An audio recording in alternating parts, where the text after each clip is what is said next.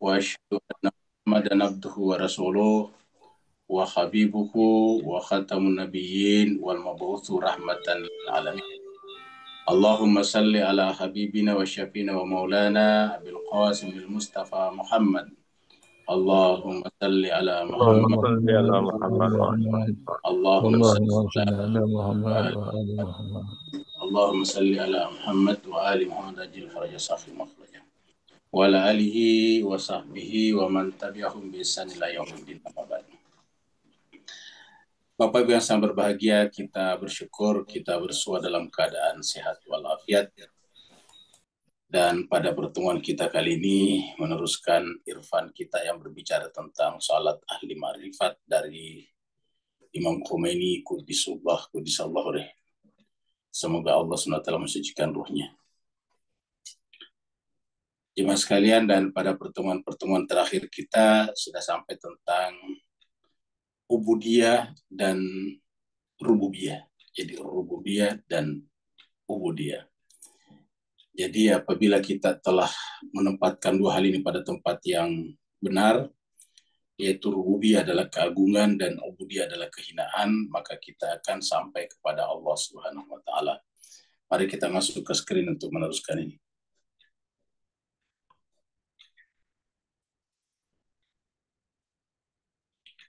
Ya, jadi terakhir sampai di mana nih? Sampai di sini ya. Ini terakhir 13 Januari ya. Ini masih berbicara tentang masalah apa namanya? Rububiyah dan ubudiyah. Jadi rububiyah itu adalah menempatkan bahwa tidak ada yang agung, tidak ada yang mulia kecuali Dia, Allah SWT. Sedangkan kita adalah hamba yang hina di hadapan Allah. Di dalam Al-Quran disebut antumul fuqara, kalian itu tidak punya apa-apa. Kalian itu adalah fakir. Fuqara itu adalah bentuk jamak dari fakir. Antumul fuqara ilallah. Jadi kalau berkaitan dengan Allah, kita ini fakir, tidak punya apa-apa. Karena semua yang kita klaim sebagai milik kita, hakikatnya adalah milik Allah. Bahkan tubuh kita, nyawa kita pun adalah milik Allah. Jadi tidak ada apa-apa yang kita miliki. Bumi yang kita tempat berpijak ini, langit yang kita junjung, semuanya adalah milik Allah. Udara yang kita hirup setiap saat, matahari yang menimpa kita setiap hari di siang hari adalah semuanya milik Allah. Bintang-bintang, rembulan yang kita saksikan di malam hari, semuanya adalah milik Allah. Ikan-ikan di lautan, samudra, semuanya adalah milik Allah. Tidak ada milik kita. Jadi Allah mengatakan, antumul fuqara ilallah. Kalian ini adalah fakir terhadap Allah. Kalau kita sudah memahami atau menempatkan diri kita persis seperti kata Allah, antumul fuqara ilallah, berarti kita telah menempatkan Allah pada posisi rububiyahnya dan menempatkan diri kita pada posisi ubudiyahnya. Nah ini, karena kalau repotnya kalau manusia itu menempatkan diri pada posisi rububiyah dan menempatkan Tuhan sebagai ubudiyah, kan ada seperti itu. Jadi ada orang dalam beribadah kepada Tuhan, dalam beragama, menempatkan dirinya sebagai majikan. Tuhan itu adalah zat yang disuruh-suruh. Tuhan, saya mau ini, berikan. Tuhan, jadi seakan-akan Tuhan itu adalah hambanya yang diperintah-perintah. Dia ingin ini, ya Tuhan berikan aku ini. Seperti itu. Jadi Tuhan itu seperti yang disuruh-suruh, yang diperintah, seperti asisten. Nah ini adalah terbalik. Harusnya adalah kita tempatkan Tuhan pada posisi rububiyahnya dan kita menempatkan diri kita pada posisi ubudiyah. Apa itu ubudiyah? Tadi adalah fuqara ilallah, tidak punya apa-apa di hadapan Allah. Jadi kalau begitu apa yang kita inginkan dari Allah? Satu saja, rahmatnya, kasih sayangnya, ridhonya saja. Jadi kalau Allah sudah ridho kepada kita, ya semuanya kita serahkan kepada Allah. Ridho, kita ridho. Bahkan jangankan sakit, seandainya Allah ingin mengambil nyawa kita pun ridho. Jadi bagaimana pula kalau cuma sakit? Jadi kalau seandainya Allah ingin mengambil kita kembali kepadanya, kita ridho. Kenapa? Karena kita kan milik Allah. Kita tidak memiliki diri kita sendiri. Kalau kita mengatakan, Tuhan saya mau jangan sampai saya mati. Nanti matinya nanti sekian tahun lah. Nah itu berarti kita mendikte Tuhan. Dan seakan-akan kita memiliki diri kita. Ingat yang namanya diri kita milik Tuhan harusnya merupakan milik prerogatif, otoritatif Tuhan, wewenang mutlak Tuhan. Ya tergantung Tuhan sajalah. Seandainya Tuhan tidak mengatakan berdoalah kepada aku, maka kita berdoa pun tidak ada gunanya. Untungnya Tuhan itu Maha Pengasih Penyayang, dia mengatakan ud'uni fastajib lakum. Tapi kata-kata ud'uni fastajib lakum sebetulnya tidak berarti bahwa Tuhan itu bisa diperintah-perintah. Ud'uni itu artinya panggil aku. Jadi secara bahasa sebetulnya ud'uni itu panggil aku, maka aku akan datang. Panggil aku, pasti aku akan datang. Jadi begitu kita manggil Tuhan, lalu kita merasakan hadir di sekitar kita, pada diri kita. Nah, jadi inilah jemaah sekalian, maka kita sambung di sini. Dengan demikian, ya sudah sewajarnya seorang pesuluk yang menempuh perjalanan kembali kepada rohnya berupaya keras untuk senantiasa mematrikan. Mematrikan itu memahat, ya, memahat, menyimpan, membekaskan sifat kehinaan ubudiyah dan kemuliaan rububiyah dalam sukmanya. Jadi ini harus ditempatkan, ya. Jadi sebagai seorang hamba berdasarkan ayat ini, sewajarnya seorang pesuluk hamba itu adalah mematrikan. Di matri itu memahat, ya. Di patri itu memahat. Makanya kan jadi di patri itu dibuat berbekas, dibuat terlukis, terukir. Ya, apa yang harus diukir pada sukma kita yaitu sifat kehinaan ubudiyah. Sifat kehinaan ubudiyah dan pada saat yang sama adalah sifat kemuliaan rububiyah. Ya. Kita patrikan di mana? Di dalam sukma, di dalam hati kita. Jadi kita harusnya menyimpan ini pada diri kita, ya, sukma kita. Jadi kita selalu berpikir kita ini adalah hina, fuqara. Allah adalah rububiyah, Allah adalah mulia. Nah, kalau kita berikan seperti ini, cobalah Bapak Ibu sekalian kita renungkan. Ada nggak Nabi yang pernah mengajarkan kita kepada kita berdoa khusus misalnya? Misalnya minta makanan, minuman dan sebagainya. Itu tidak ada. Ya.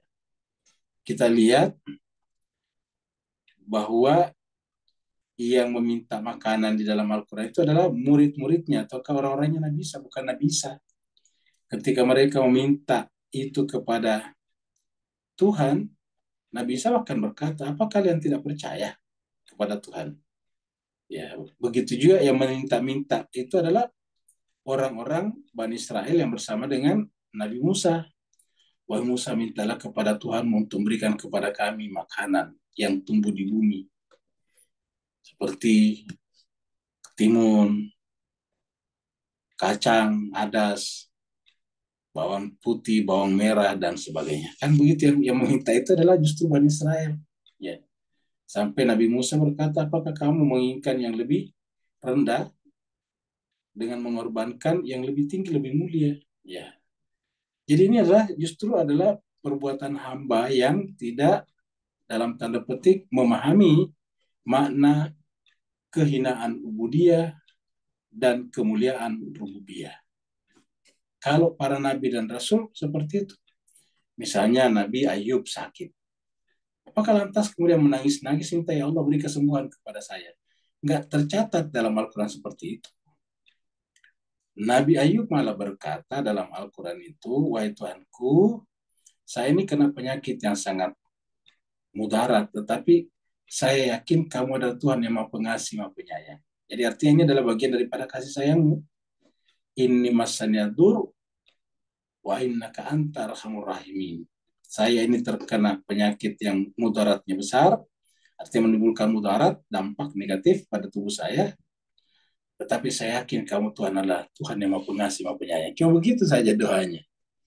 Coba kita lihat lagi misalnya Nabi Yunus ketika dibuang ke dalam perut ikan, dibuang ke dalam laut. Apakah ada doanya di situ, ya Allah selamatkan aku? Enggak ada sama sekali Bapak sekalian. Yang dicatatkan di dalam Al-Quran itu adalah pernyataan Nabi Yunus yang mengatakan La ilaha illa anta subhanaka inni kuntu minadh. Coba, enggak ada kata-kata ya Allah keluarkan aku dari perut ikan ini. Enggak ada sama sekali. Ya, jadi yang ada adalah menunjukkan kehinaan ubudiyahnya. Jadi menunjukkan kehinaannya sebagai hamba dan kemuliaan Tuhan sebagai Rob. Nah, inilah yang harus kita camkan dalam jiwa kita. Semakin kuat pandangan ini terpatri dalam sukma, semakin bertambah transenden. Nah, ini tadi kita sebut dengan al-hikmah al-muta'aliyah adalah teosofi transenden kamu gitu tadi. Nah, ini kita ketemu lagi kata transenden di sini ya. Transenden itu adalah melampaui panca indera, melampaui ruang waktu. Itu transenden ya. Al-hikmah al-muta'aliyah adalah teosofi transenden. Hikmahnya diartikan dengan teosofi, tidak hanya filsafat, tapi teosofi.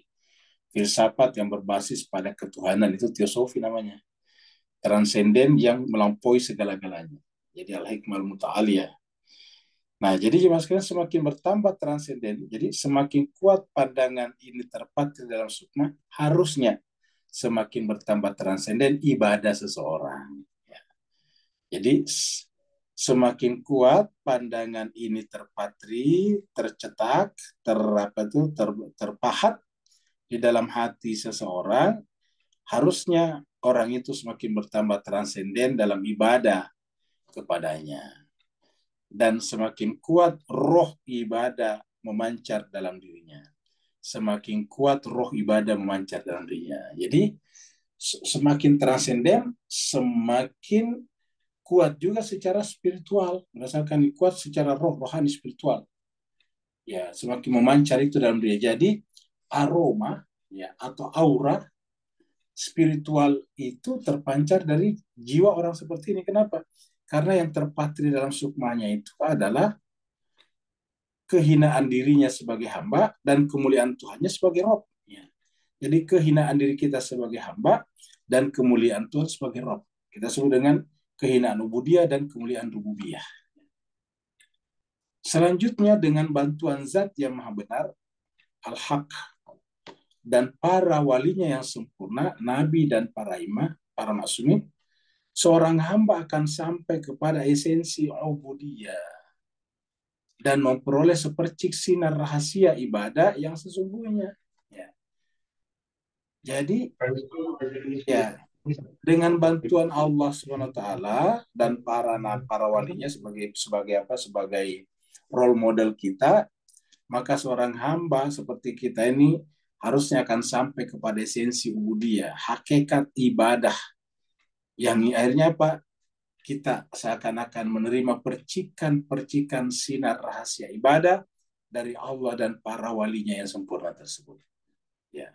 Makam kemuliaan rububiyah yang merupakan inti dan makam hinaan ubudiyah yang merupakan kulitnya terlambangkan dengan jelas dalam seluruh ibadah ritual. Jadi makam kemuliaan rububiyah yang merupakan inti dan makam kehinaan ubudiyah merupakan kulitnya dan terlambangkan dengan jelas dalam seluruh ibadah ritual, terutama dalam salat yang memiliki sifat yang mencakup dan menyeluruh. Jadi, makanya jemaah sekalian berbahagia, di dalam Al-Quran itu semua nabi disebut dengan abad. Ya, kan? Karena seperti inilah. Ya. Karena kata-katanya tadi di sini. Ya. Jadi semakin kuat pandangan ini terpatri dalam sukma, semakin bertambah transenden ibadah seseorang. Ya. Makanya kan wajib kalau dikatakan wasta'inu bis-sabri was-shalah wa innaha lakabiratun illal khashin. Apa itu khashin? Ya kita artikan ya, orang yang ibadahnya sudah transenden. Ya. Jadi namanya khusyuk itu adalah transenden dalam beribadah kepada Allah Subhanahu wa taala. Sehingga kemudian aroma ya aura spiritual itu memancar dari dirinya. Nah, jadi inilah yang harus kita kejar juga karena mereka itu adalah merupakan role model kita. Jangankan nabi dan para imam Bapak sekalian, ulama-ulama saja yang bukan merupakan imam yang suci seperti misalnya Imam Khomeini, Ayatullah Bahjat, Ayatullah Ali Khamenei sekarang itu kan kalau kita melihat wajahnya itu adem sekali ya. Adem sekali. Ya wajahnya itu tidak pernah kelihatan tidak pernah kelihatan tegang, biasa ya. Imam Khomeini dulu bagaimana dia datang ke Iran dalam keadaan porak-poranda itu negeri, banyak orang terbunuh sebelumnya karena perbuatan Reza Pahlavi. Tapi kalau Imam Hamidatullah telah melambaikan tangan dengan tenang, dengan lembut, luar biasa. Tidak sama sekali tidak terpengaruh lagi oleh suasana di sekitarnya. Kalau kita ini kan masih terpengaruh. Kalau di sekitar kita itu cenderung agak heroik, ya kita juga bersemangat. Ya. Kalau di sekitar kita itu cenderung misalnya apa namanya mengharu biru, kita juga ikut apa namanya kita juga ikut tenggelam dalam sikap dan sifat haru biru tersebut. Kita menjadi cenderung apa namanya penuh dengan kesedihan dan sebagainya. Kalau mereka ini biasa saja, jadi orang-orang suci.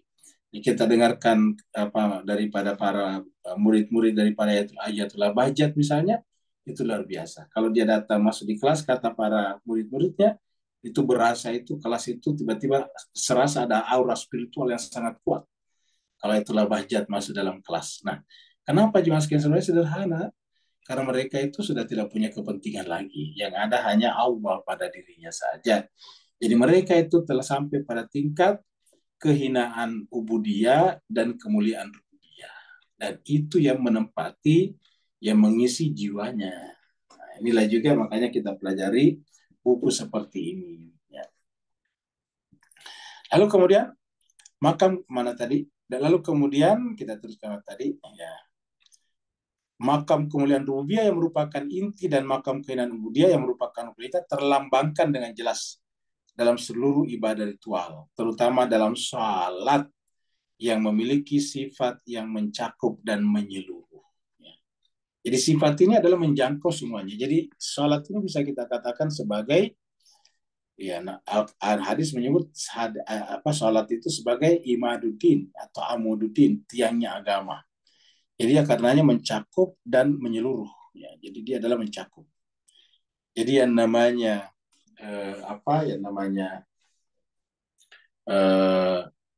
salat itu harusnya sebuah ibadah yang mencakup dan menyeluruh, memiliki sifat yang mencakup dan menyeluruh. Kedudukan salat ya di antara semua ibadah lainnya bagaikan kedudukan seorang insan kamil atau kedudukan al-izam al-azam, ismul azam, nama teragung Allah, yaitu Allah semua. Jadi kata-kata Allah itu disebut dengan ismul azam. Itu adalah disebut dengan nama teragungnya Allah. Jadi nama teragungnya Allah itu adalah ismul azamnya itu adalah Allah Subhanahu wa taala. Ya. Jadi begitulah kalau ibadah itu sudah tersifatkan oleh kehinaan ubudiyah dan kemuliaan rububiyah. Dan salat memang adalah ismul azam. Jadi ternyata salat itu memang ismul azam. Kenapa? Ya, coba kita lihat apa yang kita baca pada saat kita memulai musalat. Ya, nama Allah dulu yang mulia. Kata-kata yang kita ucapkan Allahu Akbar. Itu pertanda salat dimulai. Ya. Allahu Akbar. Ya. Nanti pada saat kita selesai salat, apa yang kita ucapkan? Allah lagi. Assalamualaikum warahmatullahi wabarakatuh. Jadi, Assalamualaikum warahmatullahi. Jadi lagi-lagi Allah lagi terakhir nantinya. Jadi salat itu disebut oleh Imam Khomeini dengan al-ism al-azam. Dia adalah ismul azam. Ya. Kunut yang merupakan kegiatan sunnah dan sujud yang merupakan kegiatan wajib memiliki keistimewaannya sendiri-sendiri dalam konteks di atas. Semua itu akan kami singgung dalam pembahasan mendatang. Jadi ada nanti pembahasannya khusus.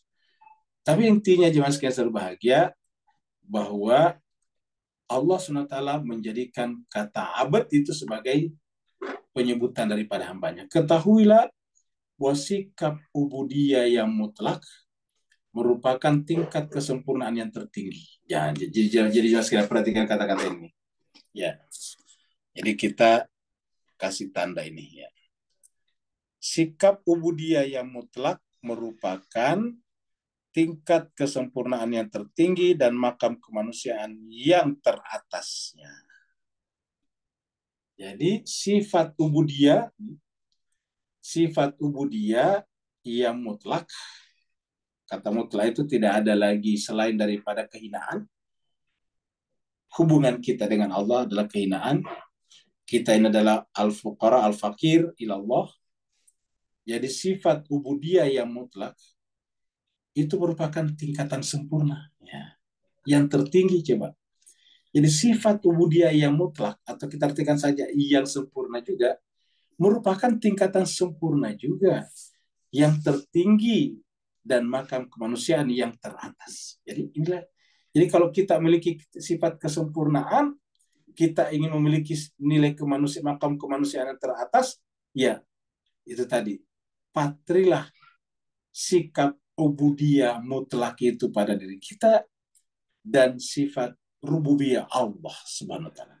Jadi sifat rububiyah bagi diri kita dan sifat rububiyah bagi Allah Subhanahu wa taala. Nah, inilah disebut dengan makam atau tingkatan kesempurnaan yang tertinggi dan sekaligus makam kemanusiaan yang teratas.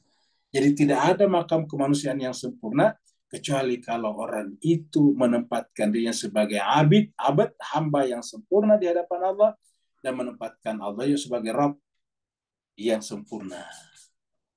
Sehingga ketika kita menjadi hamba sempurna, ya hakikatnya kita tidak ada. Karena kita adalah bagian daripada Tuhan. Sedangkan kalau kita menempatkan Tuhan sebagai rububiyah, ya semuanya adalah Dia. Tidak ada selain Dia. Jadi ini yang disebut dengan sifat kehinaan ubudiyah dan kemuliaan rububiyah. Tidak seorang pun mendapatkan kedudukan ini kecuali makhluk Allah yang paling sempurna. Nah ini dia.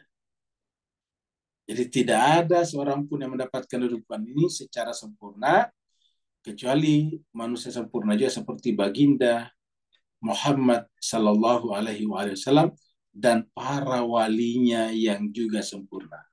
Makanya jemaah sekalian, Nabi dan Rasul paling sempurna adalah Nabi Muhammad kita. Dia disebut dengan Sayyidul Anbiya'i wal Mursalin. Dan karena Muhammad kita ini adalah Sayyidul Anbiya'i wal Mursalin, penghulunya para Nabi dan Rasul, maka seluruh Nabi-Nabi dan Rasul itu kesempurnaannya adalah bermuarah kepada Nabi Muhammad. Semuanya kembali ke sana. Jadi yang paling sempurna adalah Nabi Muhammad kita.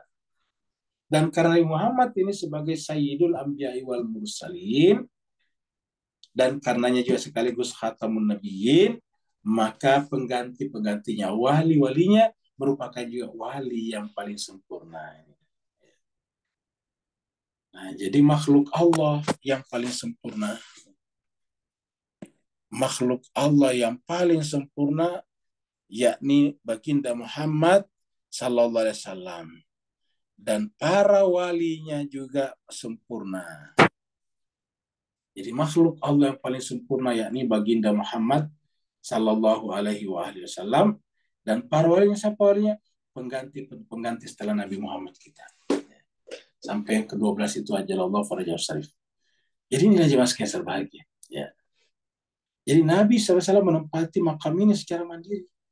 Jadi Nabi lah yang menempati, Nabi Muhammad lah yang menempati makam ini, maka dia lah yang paling sempurna. Semua Nabi sempurna, tapi yang paling sempurna kesempurnaannya, ya, yang paling tinggi kualitas kesempurnaannya adalah Muhammad kita.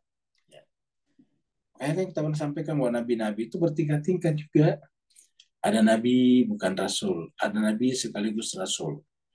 Ada Nabi dan Rasul, tapi bukan ulul azmi. Ada ulul azmi, tapi bukan Sayyidul Anbiya'i wal Mursalin. Nah, yang paling tinggi siapa? Sayyidul Anbiya'i wal Mursalin, yang merupakan core intisari daripada ulul azmi, dan ulul azmi merupakan core intisari daripada Nabi dan Rasul, dan Nabi dan Rasul merupakan core intisari daripada Nabi-Nabi yang bukan Rasul. Nah, jadi jemaah sekalian berbahagia bertingkat-tingkat juga. Ya. Cuma kita tidak boleh memberikannya, semuanya adalah hamba Allah. Semuanya adalah wakil Tuhan, utusan Tuhan di muka bumi. Ya. Jadi Nabi juga menempati makam ini secara mandiri. Ya, bil isalah. Jadi bil isalah.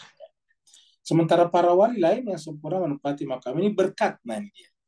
Jadi Nabi Muhammad kita tuh mencapai derajat makam itu bil isalah. Ya.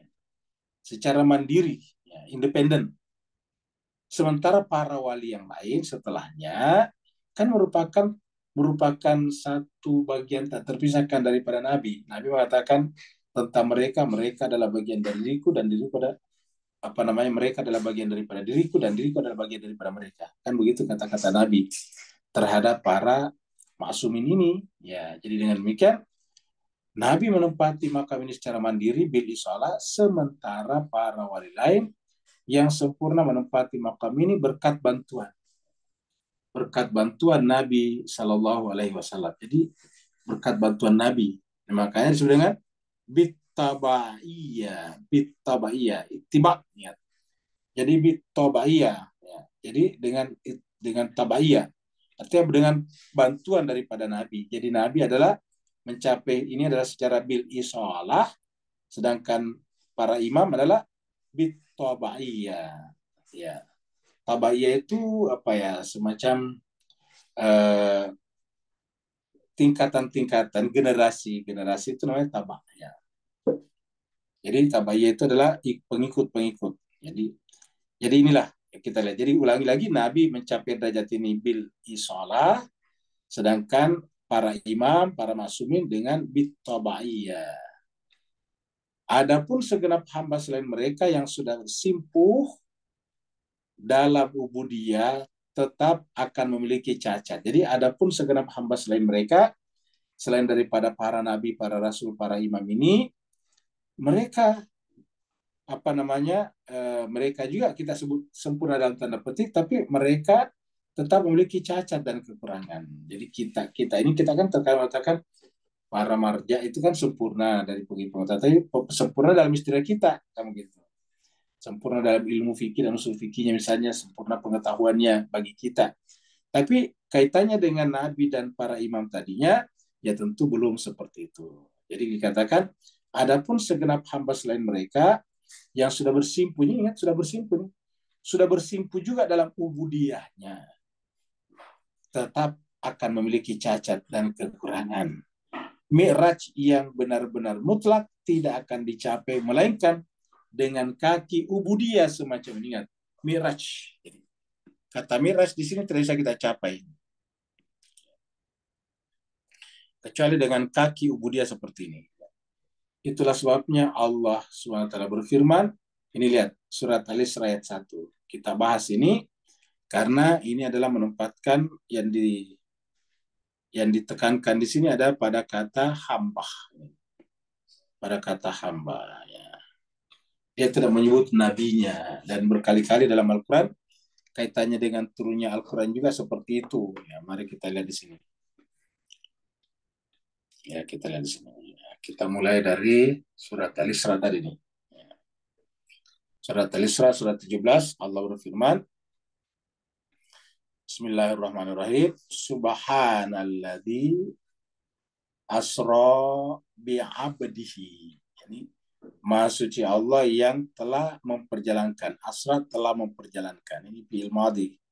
Jadi alladzi yang asra memperjalankan, telah memperjalankan karena bentuk lampau. Siapa yang diperjalankan? Bi'abd. Nah, ini disebutkan bi'abdihi. Tidak disebutkan bi Muhammadin. Padahal yang dimaksud di sini kan Muhammad. Yang dimaksud di sini kan adalah sang nabi, sang rasul. Tetapi di sini tidak disebutkan alladzi asra bi rasulihi, bi nabihi, tidak begitu.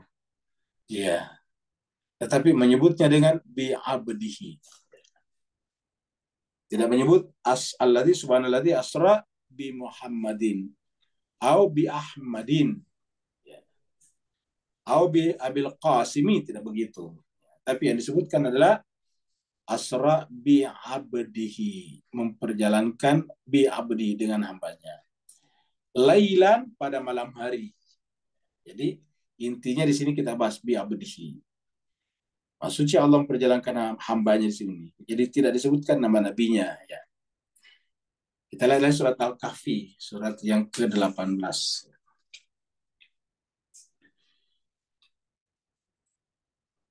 Bismillahirrahmanirrahim, ayat 1 juga ini. Surat Al-Kahfi ini surat 18. Alhamdulillahilladzi. Alhamdulillahilladzi, segala puji bagi Allah, alladzi yang. Jadi alhamdulillahilladzi, segala puji Allah yang anzala, menurunkan, ala abdi, hambanya, kepada hambanya. Sama tadi. Ini sama tadi sini. Ini adalah bi abdihi karena dengan, kalau di sini adalah kepada ala. Ini Maha suci Allah yang alladzi anzala menurunkan. Siapa menurunkan? Allah. Ala abdihi kepada hambanya. Jadi tidak disebutkan nama hambanya, tidak disebutkan misalnya ala Muhammadin atau ala rasulihi atau ala nabiyihi, tapi ala abdihi alkitaba walam yaj'allahu aywaja. Jadi maha suci Allah, maha terpuji maksudnya Allah yang telah menurunkan kepada hambanya abdihi alkitab, kitab suci, baik kitab suci Taurat, Zabur, Injil, dan terutama sekali Al-Quran. Ya, dan di dalam kitab-kitab itu tidak ada jalan bengkok. Ya. Tidak ada jalan yang menyimpangkan manusia dari fitrahnya. Kalau manusia menyimpang dari fitrahnya, maka itu adalah karena yang bersangkutan sendiri menempuh jalan bengkok itu, bukan dari kitab suci Al-Quran. Jadi, walam yaja'allahu iwaja, dan tidak dia menjadikan jalan agama kitab suci bengkok. Jadi di dalam Alkitab ini tidak ada jalan bengkok ini. Iwaj. Jadi di dalam Alkitab, dalam Al-Quran terutama tidak ada iwaj, tidak ada jalan bengkok. Ya. Jadi kata kuncinya adalah abdi, sama tadi di sini ya, sama tadi di sini. Kalau di sini tadi ada bi di depannya, ini bi abdihi, maka di sini adalah abdihi. Kita lihat lagi surat Maryam sini. Surah Maryam ini adalah ayat 2 dari ini. Ayat pertamanya adalah huruf muqatta'ah. Ayat 2-nya adalah dzikru rahmati rabbika abdahu Zakaria. Jadi ceritakanlah, ingatkanlah rahmat Tuhanmu Muhammad. Ya, ceritakanlah kepada mereka seorang hamba yang merupakan rahmat Tuhan. Zikru rahmati rabbika. Abdahu yaitu hambanya yang bernama Zakaria. Jadi Zakaria di sini sebutkan, tapi disebut dulu gelarannya sebelumnya. Jadi abdahu hambanya Zakaria yang bernama Zakaria. Jadi zikru rahmati rabbika abdahu Zakaria. Jadi sebutkanlah, ya, ingatkanlah rahmat Tuhanmu, ya, yaitu abdahu hambanya, hamba Allah yang bernama Zakaria. Jadi kesimpulannya Nabi Zakaria pun di sini tidak disebut sebagai namanya itu dulu, tetapi disebut dengan abdahu. Jadi ayat ini menurut saya menjelaskan kepada kita bahwa abad itu adalah Nabi. Di sini Nabi Zakaria. Kalau tadi subhanalladzi asra bi abdihi, ini tentu Nabi Muhammad kita. Begitu ya di sini tadi, ya ini adalah nabi-nabi yang kepadanya diturunkan kitab suci. Seperti Nabi Musa dengan Tauratnya, Zabur dengan dengan Nabi Daud dan seterusnya, Nabi Isa dengan Injilnya, dan Nabi Muhammad kita dengan Al-Qur'annya. Ya. Surat Maryam lagi, tadi surat Al-Kahfi. Maaf, ini surat surat Maryam. Sekarang kita lihat lagi surat Al-Furqan. Surat Al-Furqan mengatakan Bismillahirrahmanirrahim. Tabarakalladzi nazzalal furqana ala abdihi. Nah ini. Jadi penyebutannya sama tadi di sini surat Al-Kahfi tadi ini. Ya. Alladzi anzala ala abdihi. Nah di sini surat Al-Furqan, tabarakalladzi nazzalal furqana ala abdihi. Sebutkan abadnya di sini. Jadi ala abdi liyakuna lil alamin nadhira. Supaya menjadi lil alamin terhadap seluruh alam itu nadhira, pemberi peringatan. Jadi mereka disebut sebagai nabi yang tugasnya basyira wa nadhira di sini adalah terhadap seluruh orang memberikan nadhira karena terlebih dahulu mendapatkan predikat abad. Jadi abad ini. Nah, jadi abad inilah yang banyak disebutkan di dalam Al-Quran. Berkaitan dengan hal-hal yang baik itu adalah abad. Ya, kita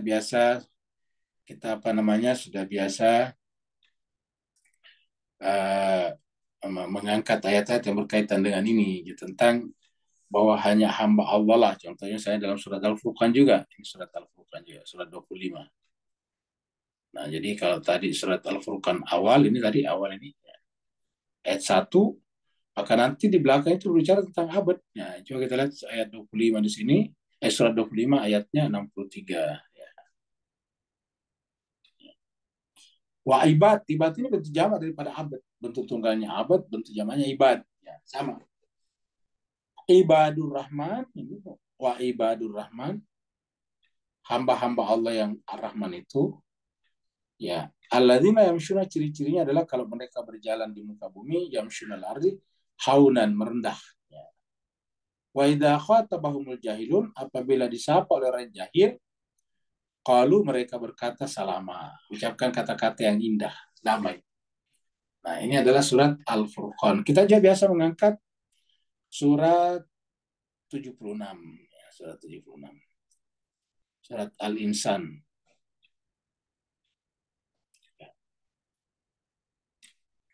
Ayatnya, ya, innal abrara. Jadi kita mulai dari sini. Innal abrara yashrabuna min ka'sin kana mizajuha kafura. Nah, ini dia. Ainan. Jadi disebut dengan di sini, ya, yashrabuna min ka'sin kana mizajuha kafura. Mereka minum dari mana? Dari mata air. Ainan. Ya. Yashrabu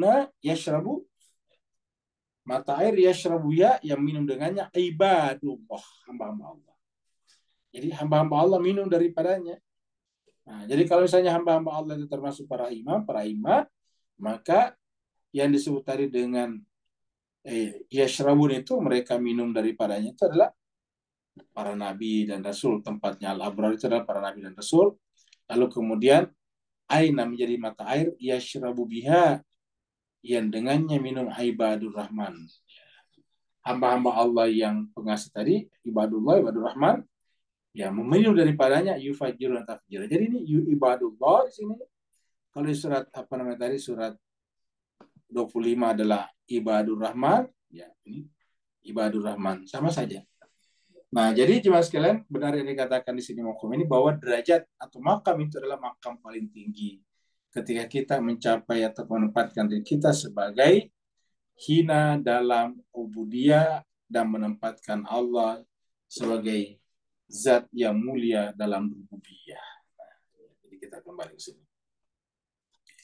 Jadi saya kira kita sudah melihat ayat-ayat yang sejalan dengan ini, ya, yaitu memperjalankan abad hambanya, subhanalladzi asra bi abdihi. Kaki ubudiyah, ya, kaki ubudiyah dan tarikan rububiyah, kaki ubudiyah dan tarikan rububiyah yang mengantarkan makhluk suci itu menuju kepada Mi'raj, kedekatan dan perjumpaan dengan Allah. Jadi kaki ini bagus kata-katanya, kaki ubudiyah. Jadi kaki ubudiyah itu artinya bahwa Allah memberikan kepada kita kemampuan untuk bergerak, menempuh suluk menjadi salik, apabila kita menempatkan diri kita pada kehinaan ubudiyah. Dan ketika kita menempatkan diri kita pada makam kehinaan ubudiyah, maka kemuliaan rububiyah Tuhan akan menarik kita. Karena itu adalah memiliki daya magnetik tingkat tinggi yang menarik hambanya, para salik yang telah menempatkan dirinya di dalam wilayah kehinaan ubudiyahnya. Yang nanti mengantarkan makhluk suci itu menuju Mi'raj, kedekatan, dan menjadilah dia muqarrabin. Ya. Menjadilah mereka sebagai muqarrabin, orang didekatkan dan berjumpa dengan Allah. Nah, jadi tidak ada cara lain. Jadi berdasarkan ayat ini jemaah sekalian, kalau kita ingin berjumpa dengan Allah, harus kita mencapai derajat kehinaan ubudiyah dan menempatkan Allah dalam kemuliaan rububiyahnya. Ketika kita masih memiliki rasa merasa memiliki rasa ada dengan sendirinya, rasa bisa mencintai Tuhan tanpa bantuannya, nah itu dia, kita belum mencapai derajat ubudiyah. Makanya juga sekalian dalam makom ini, bahkan kita pun tidak memiliki kemampuan untuk mencintainya. Kita pun tidak memiliki kemampuan untuk ma'rifat kepadanya. Kalau kita mencintainya, maka kekuatan mencintainya juga pemberian dari Allah. Kalau kita ma'rifat kepadanya, maka ilmu ma'rifat kepadanya juga berian daripada Allah. Sehingga seperti dikatakan para alim dalam doanya, dalam munajatnya, ilahi anta maksudi waridaka matlubi a'tini mahabbataka wa ma'rifataka. Ilahi, wahai Tuhanku, anta maksudi, hanya kamulah yang kutuju. Wahai Tuhanku, anta maksudi, hanya kamu yang kutuju. Waridaka matlubi, dan hanya ridhamu yang kucari. Jadi anta maksudi, kamulah yang kutuju, yang kumaksud. Waridaka matlubi, dan hanya ridhamu yang kucari. Karena kamulah yang kutuju, tidak ada yang lain, dan ridhamu lah yang kucari, maka atini mahabbataka. Wahai Tuhan, lihatlah aku datang kepadamu sebagai seorang hamba yang hina dina, yang tidak memiliki apapun selain daripada semuanya bersumber dari sisimu. Maka inilah aku datang kepadamu dalam kondisi seperti ini. Ya. Aku datang untuk apa? Untuk meminta diberikan kemampuan untuk mencintaimu. Atini mahabbataka. Datangkanlah juga kepadaku kemampuan untuk mencintaimu. Jadi atini itu berikanlah, datangkanlah kepadaku. Karena saya ingin datang kepadamu Tuhan, saya tidak punya daya, saya hina. Maka datangkanlah, bawakanlah kepadaku mahabbataka, kemampuan untuk mencintaimu, wa ma'rifataka, dan juga datangkan kepadaku kemampuan untuk ma'rifat kepadamu. Jadi baik mencintai Allah ataupun ma'rifat kepadanya, itu kita tidak memiliki apa-apa. Kalau kita mengenal dia, karena Allah lah yang memberikan kemampuan mengenal itu kepadanya. Kalau kita mencintai dia, itu karena Allah yang memberikan cinta itu kepada kita, kepadanya. Jadi tidak ada sama sekali dari kita, Bapak Ibu sekalian. Semuanya dari Allah Rabbul Alamin. Nah, jadi kalau kita sudah mencapai derajat ini, nah ini sudah dengan tasyahud dalam ayat ini, terakhir di sini. Ya. Dalam tasyahud salat, ya, yang merupakan kembalinya Nabi dari fana mutlak. Ya.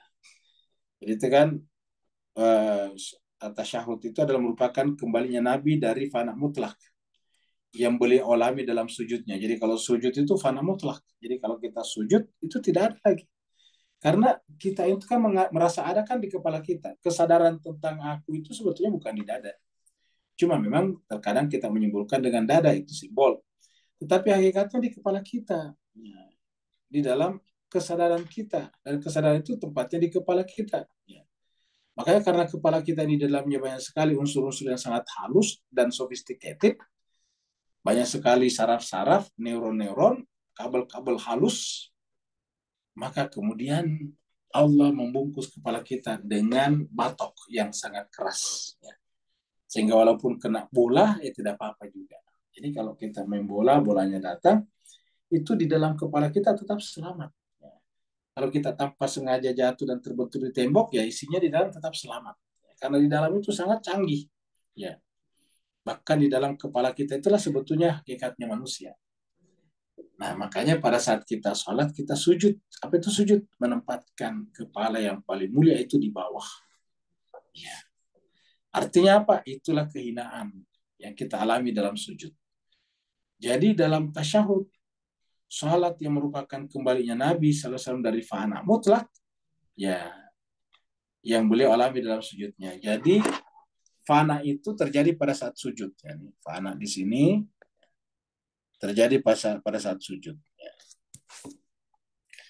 Tasyahud yang kita lakukan di sini, tasyahud yang kita lakukan adalah setelah kita turun, keluar dari fana kita. Kita sudah keluar, ibarat orang pingsan, sudah mulai sudah mulai siuman. Ya, sudah mulai siuman. Setelah mulai siuman, maka kemudian mulai sadar. Nah, kira-kira gitu loh. Pada saat itu, maksudnya mulai sadar tentang dunia ini lagi. Maka kemudian disitulah terjadi komunikasi. Jadi dalam tasyahud salat yang merupakan kembalinya Nabi dari fana mutlak yang beliau alami dalam sujudnya, beliau melakukan tawajuh pada ubudiyah sebelum bertawajuh kepada kerasulannya. Jadi kita mengucapkan Assalamu alayka ya ayyuhan nabi wa rahmatullahi wa barakatuh. Itu bertawajuh kepada kerasulannya. Ya, jadi kita melakukan itu pada ubudiyah sebelum bertawajuh kepada kerasulannya. Artinya apa? Kerasulannya itu adalah orang, person yang Allah pilih sebagai manusia terbaik untuk menjadi role model bagi kita. Itulah kerasulan itu. Hal ini mungkin merupakan isyarat bahwa makam kerasulan pun pada hakikatnya adalah inti dari sikap ubudiyah. Jadi seakan-akan mengisyaratkan kita bahwa makam kerasulan pun adalah inti daripada makam ubudiyah tadi, sikap ubudiyah.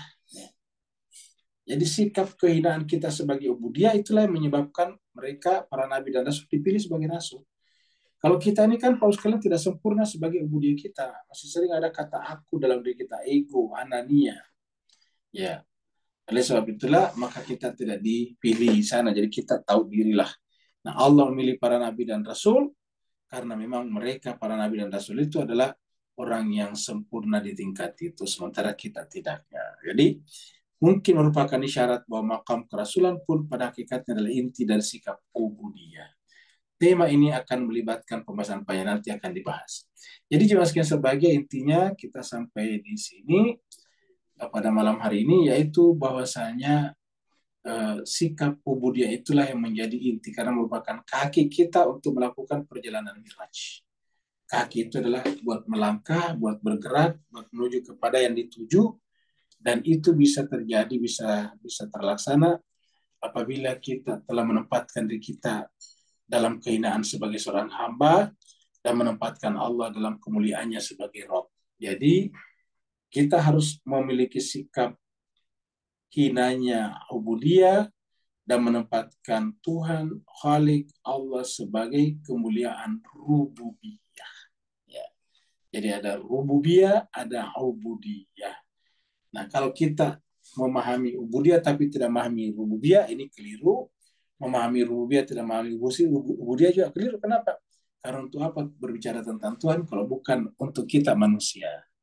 Dengan demikian antara rububiyah dan ubudiyah ini tidak bisa dipisahkan. Ya, karena ubudiyah berkaitan dengan kita dan rububiyah berkaitan dengan Allah Rabbul Alamin.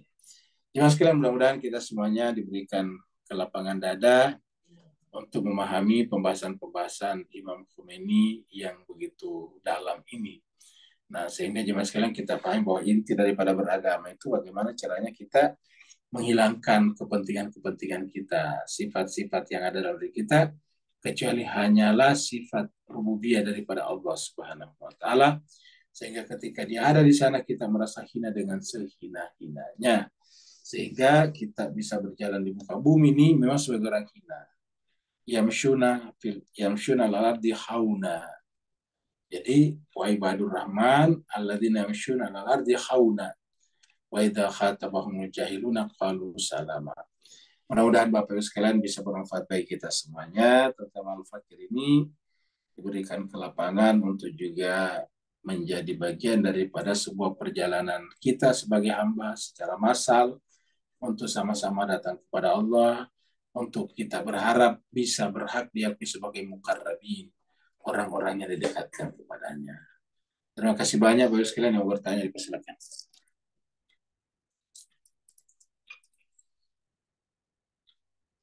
Waalaikumsalam, Ustaz. Waalaikumsalam warahmatullahi wabarakatuh. Pak Kamal, silakan Pak. Ustaz, mohon penjelasan, Ustaz, penerangan tentang apa?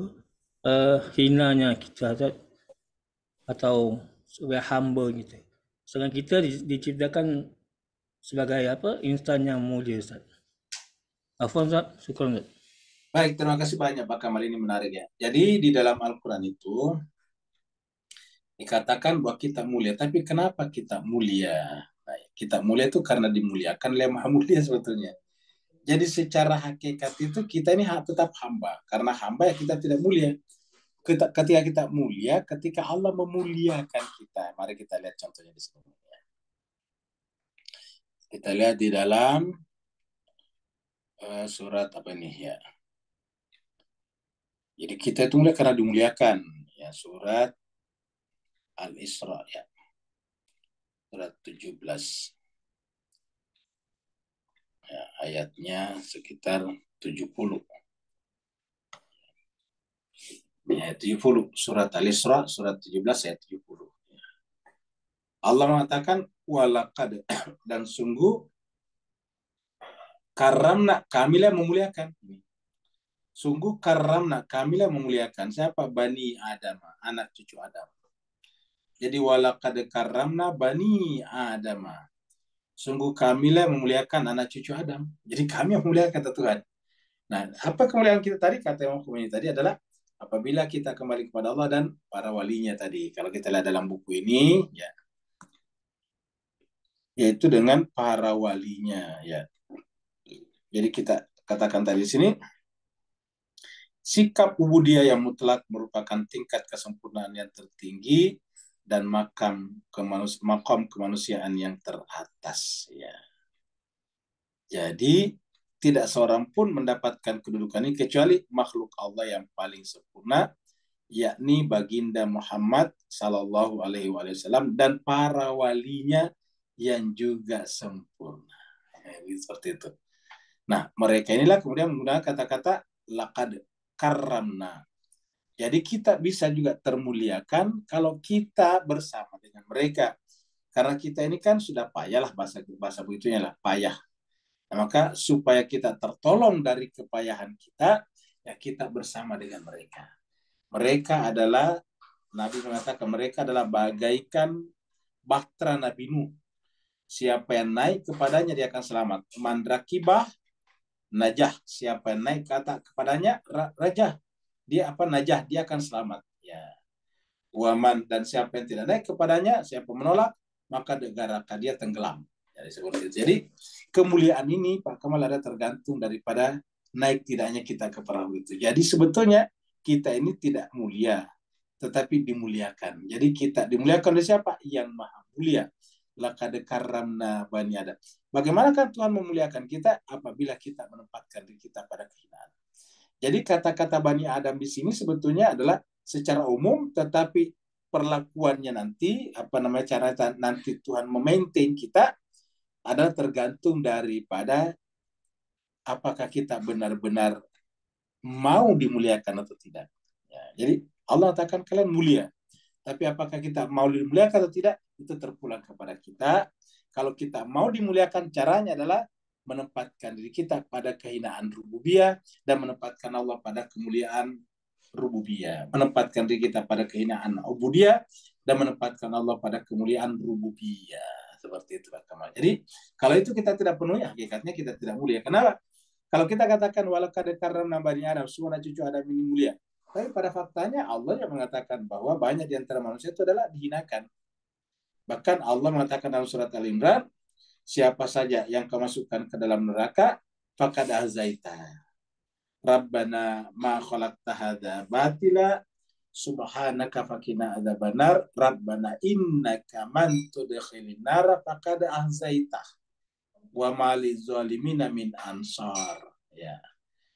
Di tempat lain dia dikatakan juga bahwa Allah akan membuat mereka sebagai makhluk yang mulia. Nah, jadi banyaklah dalam Al-Quran. Jadi aslinya, seperti contohnya dalam surat At-Tin. Laqad khalaqnal insana fi ahsani taqwim. Itu konsep umum. Ya, konsep umum. Tetapi ada yang memilih. Nah, laqad khalaqnal insana fi ahsani taqwim. Summa, kemudian jadi artinya belakangan, radadnahu asfala. Ada yang kami terpaksa turunkan kepada tempat yang paling rendah. Kenapa? Ya karena tidak menginginkan kemuliaan ini. Kira-kira gitulah. Jadi Allah mengatakan seluruh manusia, anak cucu Adam adalah saya muliakan. Tentu ada kira-kira kecuali yang tidak mau. Ya, itu ada juga hadis mengatakan bahwa setiap pengikut umatnya Muhammad akan masuk surga illa man aba, kecuali yang enggan. Ya. Jadi semuanya akan saya muliakan kecuali yang enggan, tidak mau. Nah, begitulah juga. Semua anak cucu Adam hakikatnya adalah kami muliakan kecuali yang tidak mau. Siapa yang tidak mau? Yaitu yang tidak menempuh jalan suluk untuk menempatkan sifat hina dalam ubudiyah dan menempatkan Allah dalam kemuliaan dalam sifat rububiyahnya. Jadi kalau kita tidak melakukan itu berarti kita masuk dalam kategori summa radadnahu asfala safilin illa alladzina amanu wa amilus solihati falahum ajrun ghairu mamnun. Seperti itu. Ada lagi yang lain? Kalau tidak ada lagi, kita akhiri sampai di sini. Jemaah sekalian, insya Allah kita jumpa lagi pada Ada di chat room, Ustaz. Ada. Jadi kita lihat ke chatroom dulu. Pak Burhan. Saya dapati sholat adalah sebuah perjalanan kerohanian yang terlalu halus dan amat memerlukan fokus yang mutlak untuk miraj kepadanya. Kemanisan sholat tergambarkan di dalam kehidupan manusia itu sendiri, betul seperti apa yang kita lihat pada pribadi almarhum Imam Khomeini. Jadi betul sekali. Jadi jemaah sekalian berbahagia, makanya supaya kita bisa mendapatkan sebuah perjalanan rohani di dalam sholat kita, ya perlu didahului dengan makrifat kepada Allah. Itulah sebabnya perlu belajar lah. Itulah sebabnya kan kita berkali-kali sampaikan di tadabbur bahwa ayat pertama turun itu disepakati para ulama bukan akimis sholat, bukan perintah sholat. Bukan ya bodollaha rabbakum, sembahlah Tuhan kalian. Tetapi ayat pertama turun adalah Iqra, suruh belajar dulu. Iqra bismi rabbikal ladzi khalaq. Jadi Allah yang mengatakan kalian itu hina, tapi kalian merasakan kehinaan itu kalau kalian membaca. Dari mana? Kalian itu diciptakan dari alaq, dari sesuatu yang bergantung. Sesuatu yang sangat kecil. Jadi kalau kita pahami, Iqra bismi rabbikal ladzi khalaq, khalaqal insana min alaq. Allah yang menjadi pencipta dan dia menciptakan kita dari sesuatu yang bergantung. Ya, bergantung di mana? Di rahim ibu kita. Nah, dari sana kemudian kita berkembang menjadi besar seperti sekarang. Jadi kita ini hina sekali sebetulnya. Sedemikian hinanya sebetulnya, bahkan ibu kita pun tidak tahu pada saat kita terbentuk dalam rahimnya.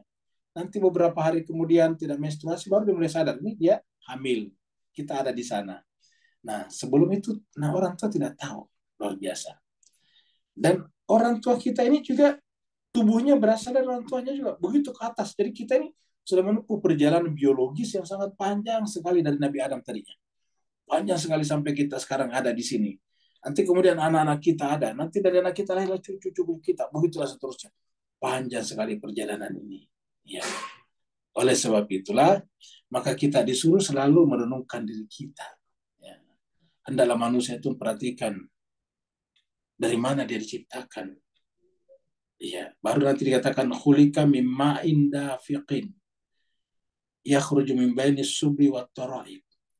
Manusia itu diciptakan dari air yang hina yang terpancar. Jadi kita ini adalah pancaran air yang hina dari sulbi laki dan perempuan, ayah dan ibu kita. Nah, dan ayah ibu kita juga berasal dari atas sana. Nah, makanya jemaah sekalian berbahagia, kalau kita merenungkan ini, maka sampailah kita kepada kehinaan. Dan dalam kehinaan berhadapan dengan Allah rububiyahnya, maka muncullah rasa manis. Ya, contohnya gini, kalau kita misalnya punya sesuatu yang punya rasa, entah rasa kecut, entah rasa pedas, baru kita celupkan ke dalam gula, nah itu nanti manisnya agak beda dengan manis asli. Nah, coba kalau kita punya sesuatu yang netral, ya, netral tidak punya rasa, baru kita celupkan ke dalam gula, maka ketika kita mencicipinya, apa yang kita rasakan? Rasa gula murni. Kenapa? Karena dia yang kita masukkan itu netral. Netral itu artinya tidak punya rasa apa-apa. Nah, tidak punya rasa apa-apa itu sebenarnya kita hina. Tidak punya rasa kaya, tidak punya rasa pintar, tidak punya rasa cantik dan gagah, tidak punya rasa ini dan itu.